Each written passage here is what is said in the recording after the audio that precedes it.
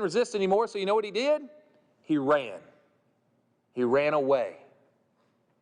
Sometimes we need to just run. Run away from sin. Run away from the evil one. And run closer to God. Evil, sin, the world, the devil, whatever we want to call it. It leads to heartache, and ultimately it leads to hell. So we should do whatever it takes to avoid it. A wise person would do that. Finally this morning, a wise person will find pleasure, not in evil, but in righteousness. Proverbs 15:21. Folly is joy to him who is destitute of discernment, but a man of understanding walks uprightly. It is a real danger to engage in sinful behavior. I haven't taught you anything new with that statement. We know it, right? It is a real danger to engage in sinful behavior. It makes sense. If a person's in sin and unwilling to get out of that sin, they're in real danger. But it's also a danger in finding pleasure in others who do the same. Romans chapter 1, beginning in 28. And even as they did not like to retain God in their knowledge, that's foolish, right? God gave them over to a debased mind, to do those things which are not fitting, being filled with all unrighteousness, sexual immorality, wickedness, covetousness, maliciousness, full of envy, murder, strife, deceit, evil-mindedness. They are whisperers, backbiters, haters of God, violent, proud, boasters, inventors of evil things, disobedient to parents, undiscerning, untrustworthy, unloving, unforgiving, unmerciful. What a list. I mean, what a list of people that made foolish decisions, that God gave them over to a foolish mind.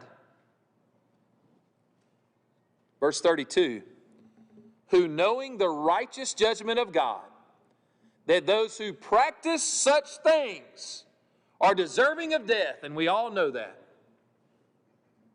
We know that those things will lead you to hell, but that's not all he said. Not only do the same, but also approve of those who practice them. That's the one we got to be careful of. I think we're all wise people. I don't think we'd be here today if we didn't want to make wise decisions. But we also got to remember we can't find joy in those who are practicing those things. We can't be entertained by those things. We can't allow those things to creep into our lives. To this day,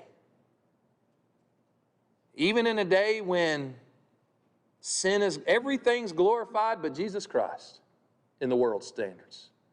Everything is acceptable. Everything goes except Jesus Christ. Have you noticed that? In today's society, when that's the case, we as Christians have got to rise above it. Just because the rest of the world's being entertained by it, we can't. Wise people find pleasure, not in sin, but in righteousness. Love does not rejoice in iniquity, but rejoices in truth. 1 Corinthians 13:6. If we're going to be wise in God's eyes, then we will find pleasure in doing His will and by associating with those who have the same desire. God was, God still is, and God always will be in complete control. if we are going to be wise, we will surrender all to Him. We have control of ourselves if we're making foolish decisions. In order to make wise decisions, I will surrender to the one who's in complete control. Today, the most foolish decision I can make is to leave here being in control of me, being in control of foolish decisions. Today, the wisest thing I could do is surrender the control of self to the control of God. Today, if Solomon could speak to us, he's already done it through his writings, but he'd say, you remember that time when I made and asked that great question about being wise? He said, then I made a lot of foolish decisions. Don't waste those years.